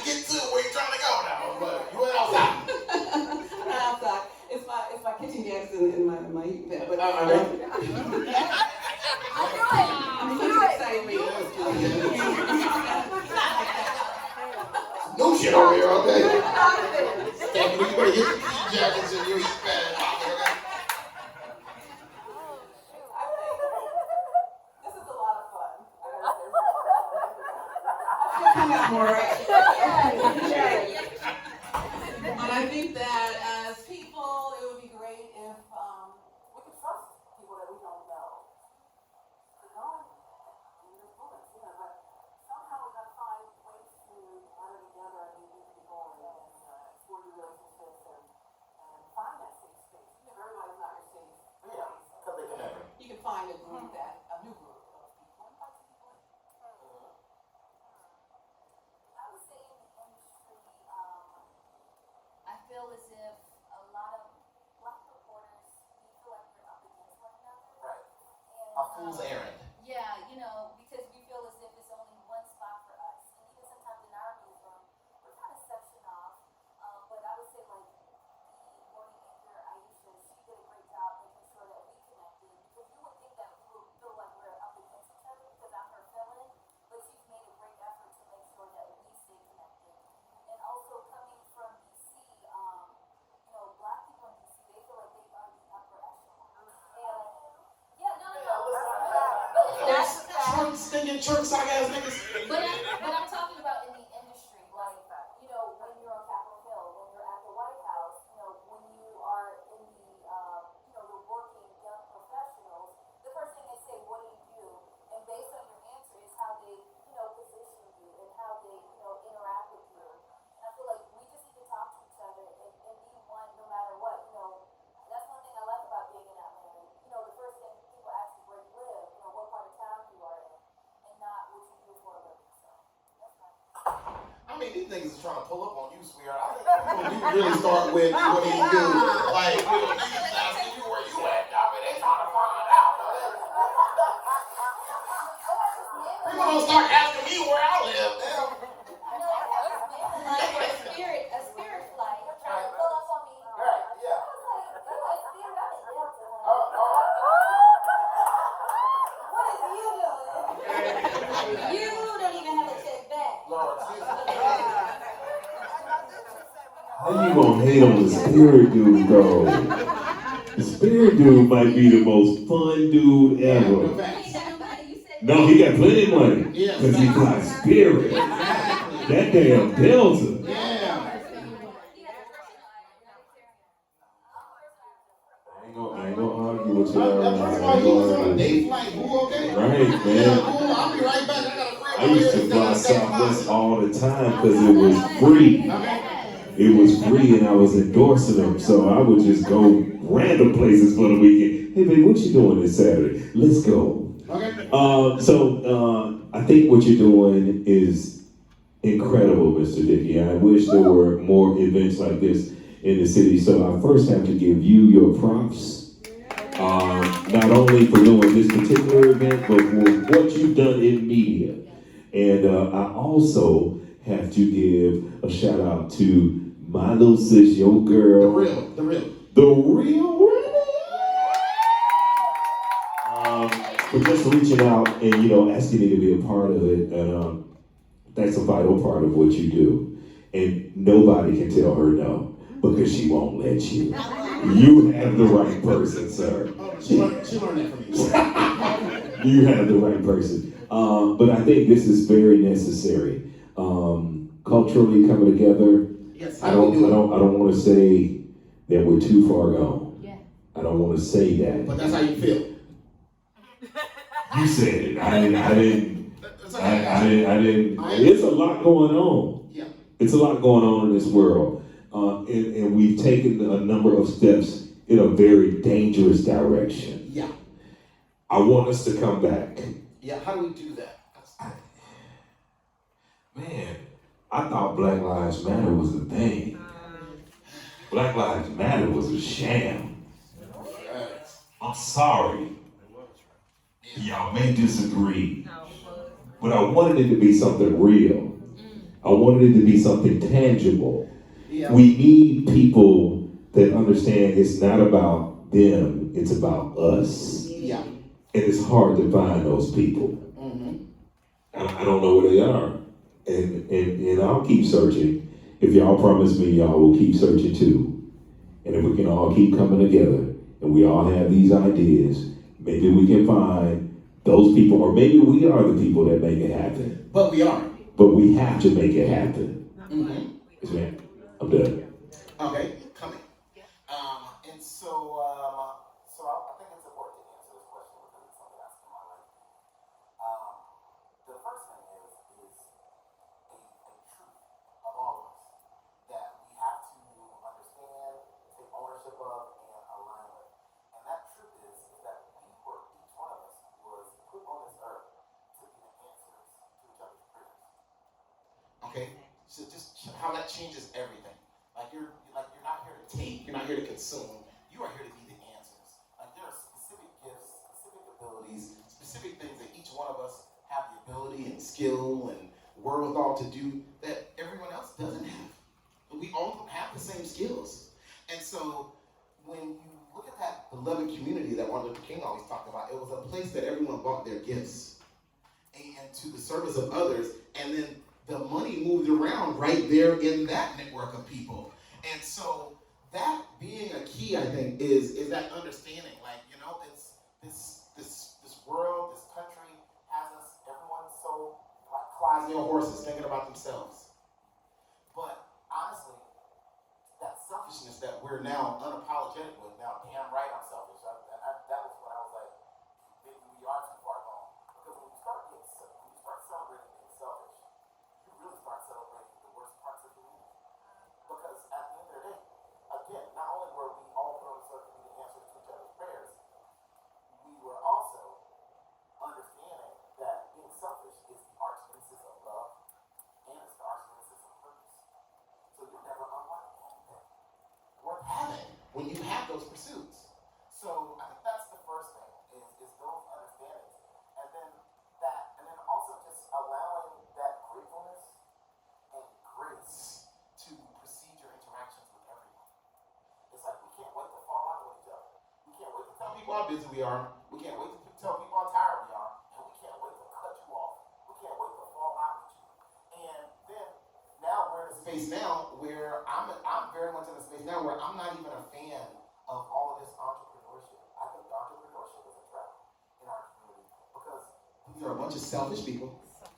Okay, so we were all these selfish people who are completely consumed with their own things. And now you want all these people to figure out how to work together. And now everyone's having their own company. Everyone. It's America, though. I don't want to work for It's nobody. capitalism. Yeah, exactly. But hello, It is greed. But the people who do it well own companies that they own companies where they can be so wasteful with money that they can just decide to build their own space shuttle and fly their friends to Mars. Okay, yeah, and so they got enough people willing to work with them, but we can't find $500 million to do that too. Yes, exactly. And so it's like, so we need to figure out what the reality of our true purpose and the reality of our true existence and how it all is in alignment with each other. Because the more aligned we'll be, the more connected we'll be, and the more connected we'll be, the more powerful we'll actually be. So I love my city.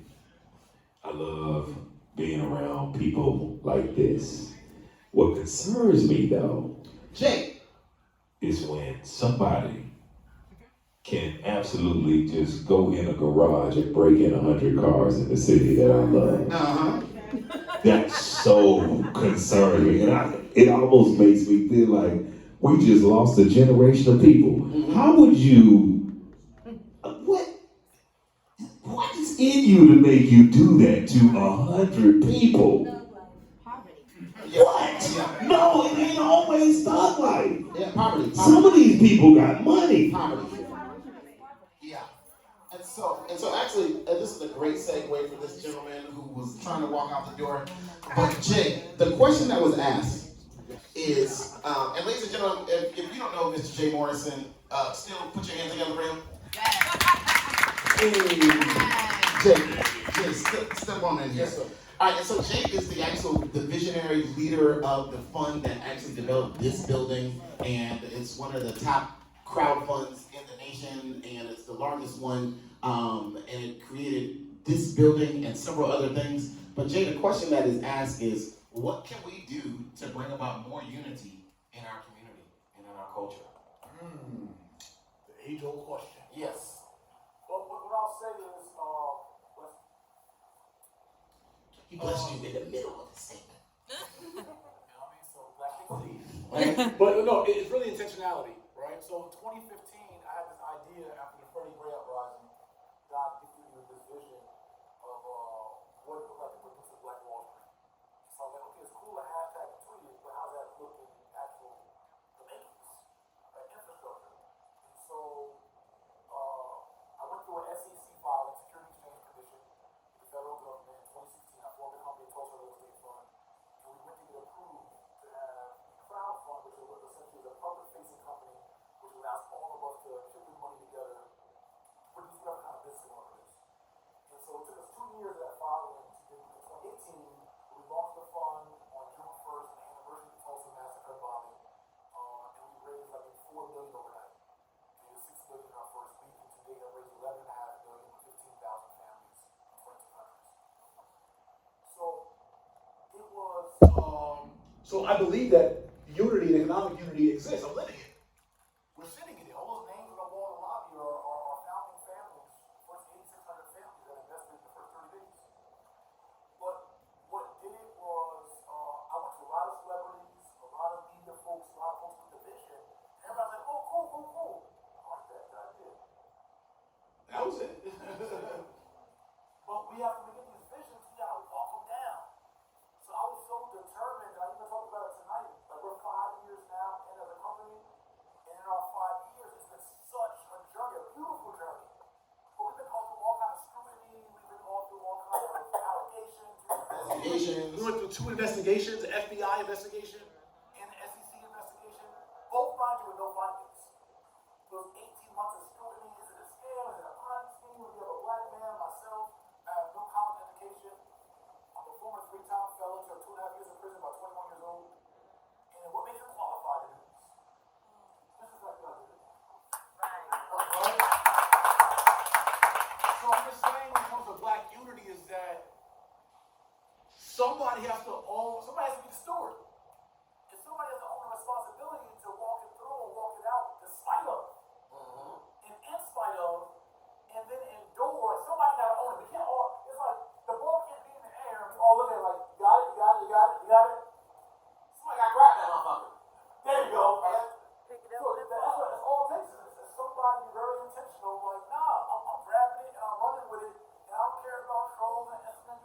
You can't shake me out of my calling. You can't troll me out of my calling. You can't heckle me out of this. I'm committed to this. See, this is great leaders on our walls who die for us and die for this. So if they can give up their lives for us, I certainly give up a piece of my reputation for us. That's a small sacrifice. God told me you can't handle social media, you can't handle nations.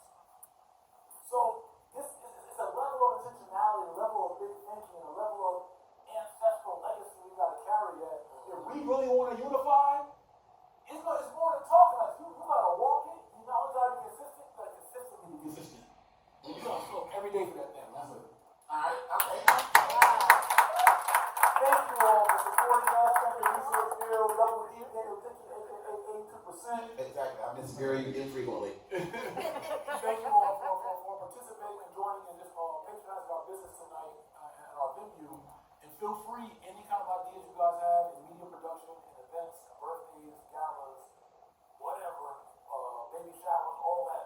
We do corporate retreats. Feel free to businesslegacycenter.com and use our space to support our business as we look into obviously for you guys, not Black excellence, just excellence. Yeah, because it's excellence. Tell about that. Exactly. That's all.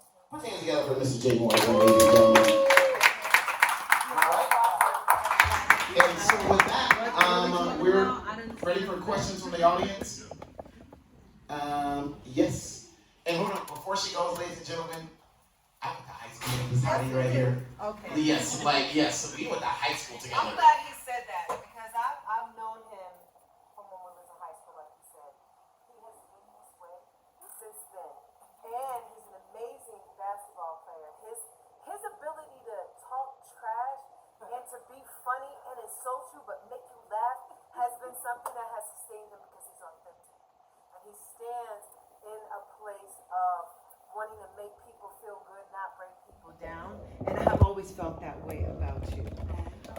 So on the spirit of the unity question, my background has been supporting Black excellence in the nonprofit sector for 20 plus years. And so I ask each and every one of you. Maybe two of us, but keep going. Well, whoever, right? Because I love it. I had a blast just watching you moderate. You're ridiculously hilarious.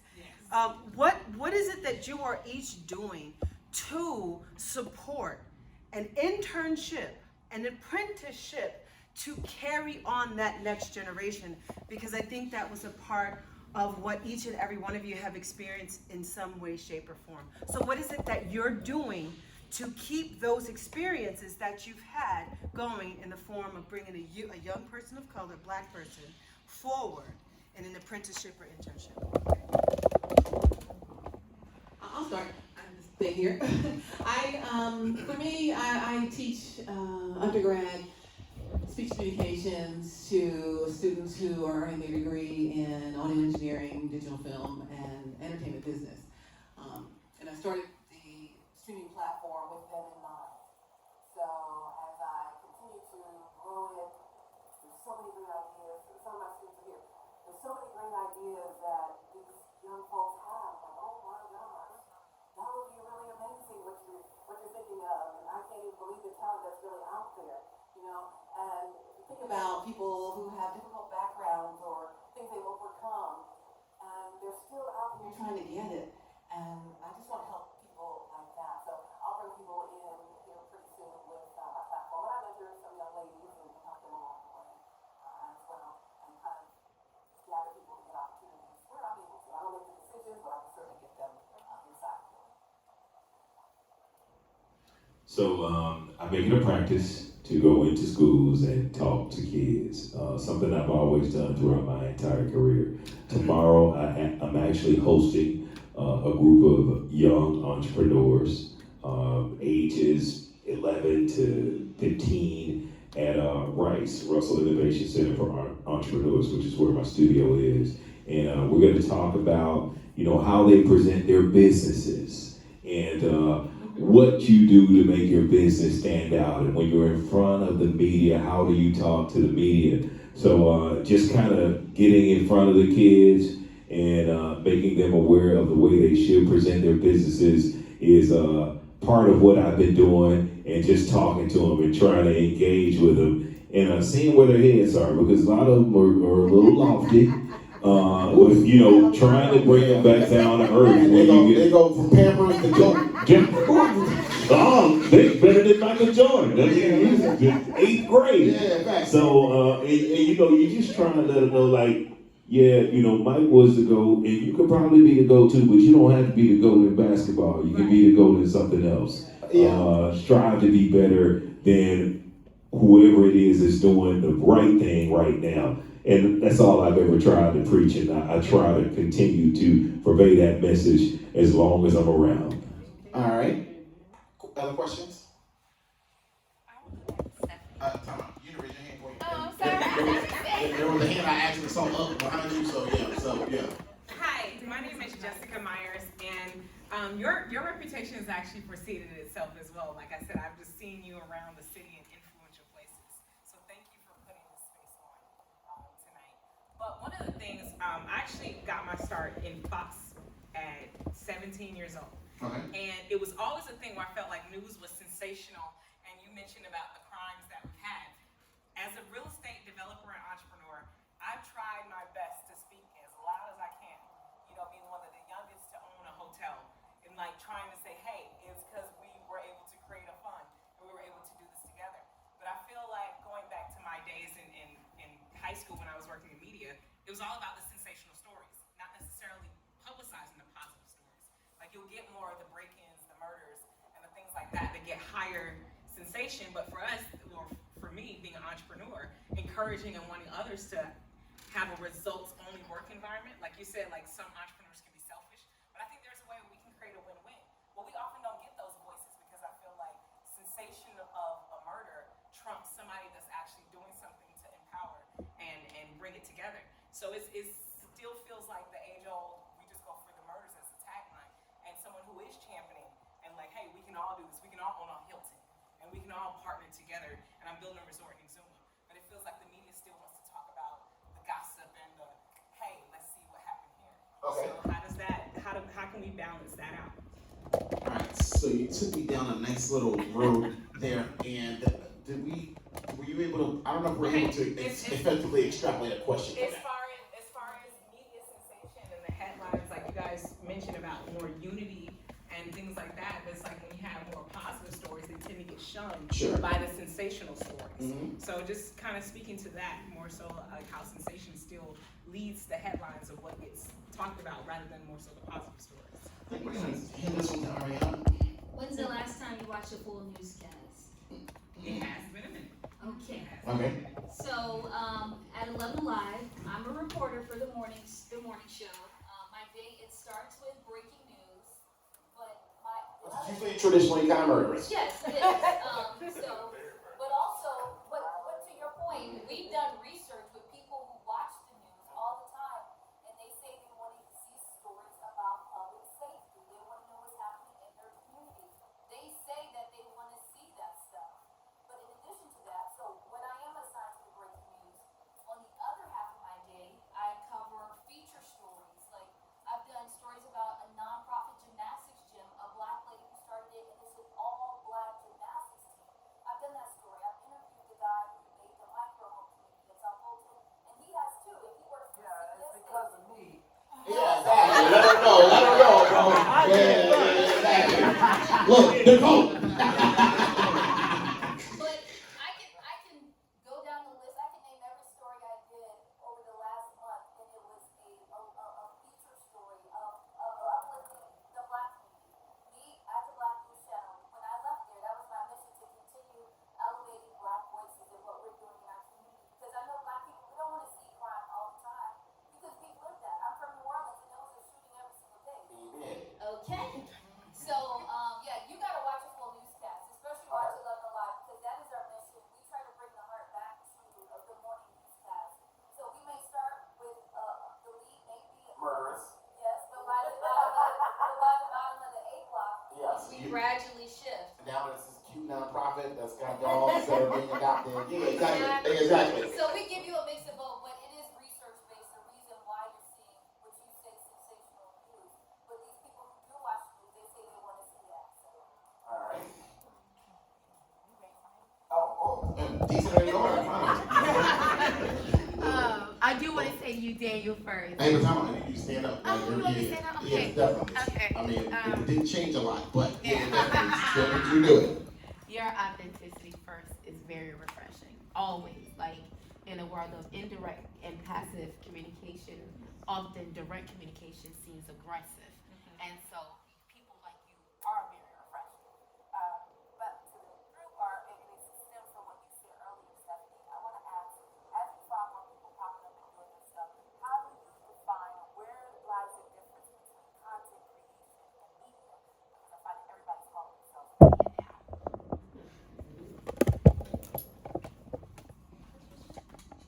Anyone can answer, yes. I would love to know. I mean, Stephanie said her heat pad and the kick together. I'm sorry. Creating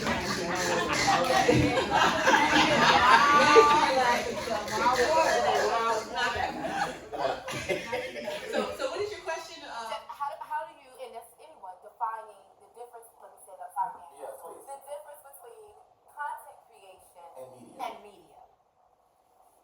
So what is the difference between content creation and Yeah. Right, because I feel like it's getting all grouped together as media now. Let's get it now. Well, I think that the content creators say, I'm a journalist now, right? The YouTubers, maybe they are, maybe they're not. But if I think of Ariana and everyone who works in the news, I would consider them journalists. Whereas I think it's Pearl clutching and all kinds of stuff happening over here. I saw her eyes say these hoes could never, like, it was a bunch of stuff like that. I would let her talk about the news. I'll talk about the content creation part. I think that in order to make their platforms be what they want them to be, I watch reality, I watch watching TV on YouTube sometimes. He's like, oh, I'm the best and I'm this and that. And I'm a journalist. You don't even know who I am, don't know who I am. And that's part of who he is as his persona there, right? So I still think there's a difference between real journalists and content creators. Yeah, facts. And a lot of it is understanding AP. Yes. There's that, like the discipline of the art. Yeah, exactly. So the discipline of the work is the first thing because as journalists and media majors and stuff like that, we were taught certain things that were required for it to even make it onto the news. Like it had to be substantiated. It couldn't be allegations. It couldn't be rumor. It would have to be things that you could actually prove. And I think that's a glaring difference between journalism and content creators, because content creators are just trying to be on. They're trying to be seen. They're trying to be a lot of things that don't really align with the tenets and the fundamentals of journalism. All right. My question is really off of a comment he said to Randi actually about her not taking no for an answer for getting guests or different things. So Anything, my question is because a lot of us get discouraged when we hear the word no. So what are ways that you use to pivot that no to making it a yes? Well, I can answer that question because I'm a teacher of not taking no for an answer. So I think just in general, like just imagine each one of you guys, just imagine how many more cool things you would have accomplished in your life if you would have asked yourself, why not? That's the first thing. Why not? And when we do any type of solicitation for anything, where for media coverage, for guests for the Black Media Mixer, for sponsors for the Black Media Mixer, all those kind of things, we understand first what the value is of what we're bringing them to. So understanding your value is a key to not hearing no as many times. And then understanding why they should say yes, and maybe helping them see that. Okay, like help them understand the why not, because you know how it is nowadays. Everybody's so fucking busy and so fucking tired. You know what I mean? Like so, they can always tell you how busy and tired they are is the reason why anything. But then it's like, okay, but then in those rebuttals or in your initial pitch, you can close off some of that by shooting a good shot. Yeah. Yes. Okay, great. So, ladies and gentlemen, this is my new executive liaison. Another Renaissance woman, because I not only architect and love Black women, I also hire and pay them. Okay. Hello, everybody. As Daniel said, my name is Lex, aka Lex the Visionary. And I had a question about what you said earlier. You said that you feel like Black people are only operating at 40% of their capacity. One way to do that is by speaking differently. So busy to active, tired to grateful. And I'm asking it in this room just because I feel like it could just be beneficial to the room, because I know I can always ask you one-on-one. And anyone of the panelists chime in as well. What other than those words do you think are actionable steps to raise that capacity? One I would say is it's ownership and understanding. Those are keys. Unlearning, ownership, and understanding. And so I think each one of us can increase our capacity by understanding first that there's so much more. Like if you're only at 40%, that means you're not even halfway to what you're capable of. Okay? And so something that gives me fuel is the scripture, to whom much is given, much is required. It didn't say to whom much is given as a little bit is required. It didn't say to whom much is given, what you can afford to do is required. It says to whom much is given, much is required. So if you don't feel like you're doing the most, you're nowhere close. Because it says much, that's an abundant word. That's not speaking to a little bit. That's not talking about a singular focus. That's not talking about anything minute at all. That's talking about a lot. So you should be a lot. Okay? And we are the people, we derive from the people who created every fucking thing. And when they were creating every fucking thing, they were already mothers, they were already fathers, they were already brothers, they were already sisters, they were already pillars, they were already more connected to their source, they were more connected to their healing frequencies, and they were creating science and math and agriculture and music. So all of this shit that we're doing, they're all excuses. And they're excuses that our oppressors program into our minds to keep us simple. So that's the first thing. It's the understanding of that truth. Yeah, there it is. That's the first thing. Randy?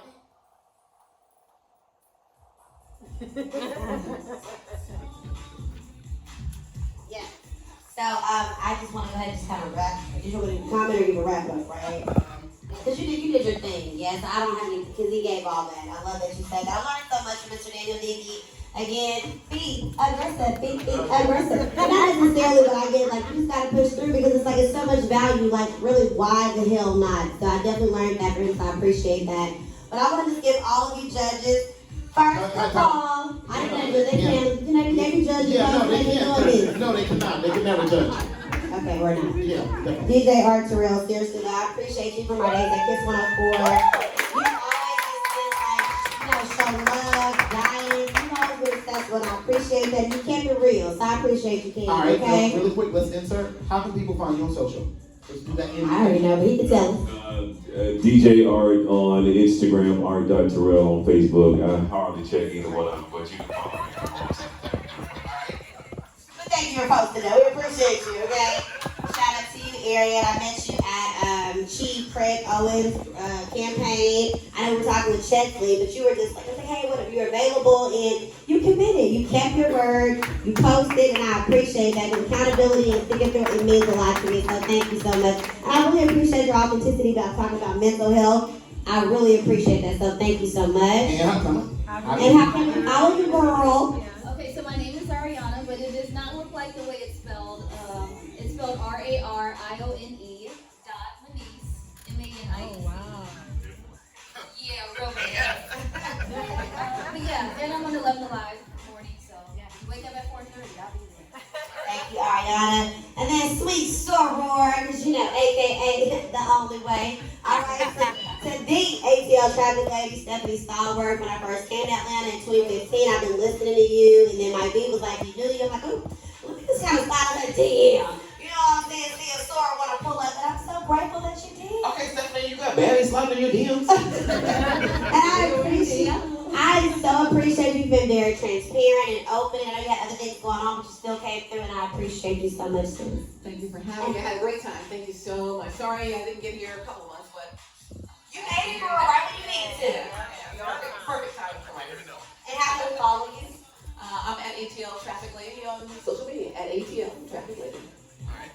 And then last but certainly not least, my brother from another mother. We started on the street team for CMG. We started a podcast together. And then we on the radio together. So, you know, I feel with you a long way. Shout out to KB, the handsome many of you. And I appreciate you for coming and just being so good and being, I can be truly real and authentic with you. Because only you know the real tea. Because I respect you and I love you, brother.